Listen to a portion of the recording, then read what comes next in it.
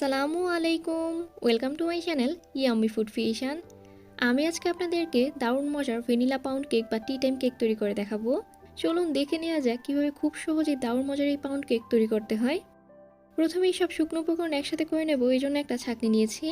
এর মধ্যে দিয়ে দিচ্ছি 2/3 কাপ ময়দা। 1/3 কাপটি দুইবার দিলেই কিন্তু 2/3 কাপ হয়ে যাবে। হাফ চা চামচ দিয়ে দিচ্ছি বেকিং পাউডার। সামান্য পরিমাণে একটু লবণ দিয়ে দিচ্ছি। আর 1 টেবিল চামচ দিয়ে দিচ্ছি গুঁড়া দুধ। ভ্যানিলা পাউডার দিয়ে দিচ্ছি হাফ চা চামচ। পাউন্ড কেক তৈরি করলে আপনারা ভ্যানিলা পাউডারটা ব্যবহার করবেন, এতে করে খুব সুন্দর একটা স্মেল চলে আসে। হাফ টেবিল চামচ দিয়ে দিচ্ছি কর্নফ্লাওয়ার। অবশ্যই কিন্তু পাউন্ড কেকে আপনারা কর্নফ্লাওয়ারটা ব্যবহার করবেন। খুব ভালোভাবে চেলে নিচ্ছি। চেলে নেওয়া হয়ে গেলে এখন একটা হ্যান্ড উইক্সের সাহায্যে শুকনো উপকরণের এই মিশ্রণটা খুব ভালোভাবে একসাথে মিশিয়ে নিচ্ছি।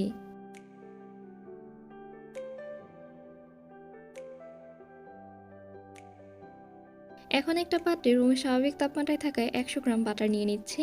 বাটারটা ফ্রিজে থাকলে অবশ্যই ফ্রিজ থেকে 1 ঘন্টা আগে বের করে রাখতে হবে।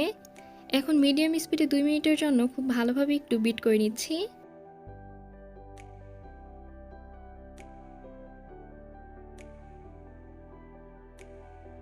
বাটারের মধ্যে যে হলদে ভাবটা থাকে সেই হলদে ভাবটা চলে গিয়ে যখন এরকম একটু সাদা হয়ে আসবে, তখন এর মধ্যে হাফ কাপ প্লাস 1 টেবিল চামচ দিয়ে দিচ্ছি চিনি। আমরা রেগুলার যে চিনিটা খাই আমি এখানে সেই চিনিটাই ব্যবহার করছি। এখন প্রথমে বাটার এবং চিনি খুব ভালোভাবে একটু মিশিয়ে নিচ্ছি। মিশিয়ে নেওয়ার পর এখন এই বাটারটা একদম ফ্লাফি হয়ে আসা পর্যন্ত বিট করে নিচ্ছি। বিট করতে করতে দেখতেই পারছেন বাটারটা একদম ফ্লাফি হয়ে এসেছে। এখন এর মধ্যে রুমের স্বাভাবিক তাপমাত্রায় থাকা 2টা ডিম দিয়ে দেব। প্রথমে একটা ডিম দিয়ে খুব ভালোভাবে মিশিয়ে এরপর এর মধ্যে আরেকটা ডিম দিয়ে দিচ্ছি।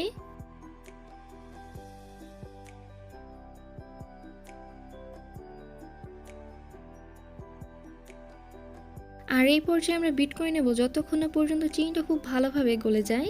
চিনি যদি ভালোভাবে না গলে সেক্ষেত্রে কেকটা কিন্তু ভালো হবে না। যাদের চিনিটা গলতে সমস্যা হয় তারা চাইলে এই চিনিটা একটু ব্লেন্ডারে ব্লেন্ড করে নিয়েও ব্যবহার করতে পারেন, এতে করে চিনিটা খুব দ্রুত গলে যাবে।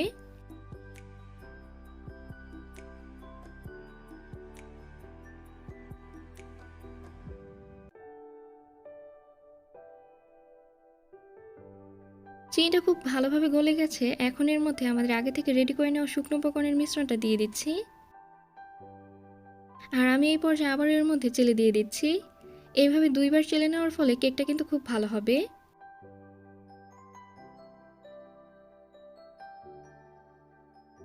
এখন একটা স্প্যাচুলার সাহায্যে খুব ভালোভাবে সবকিছু একসাথে মিশিয়ে নিচ্ছি।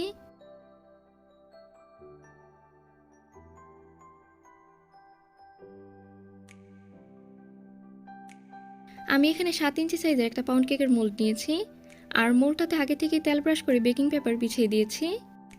এখন এর মধ্যে আমাদের সম্পূর্ণ কেকের ব্যাটারটা দিয়ে দিচ্ছি।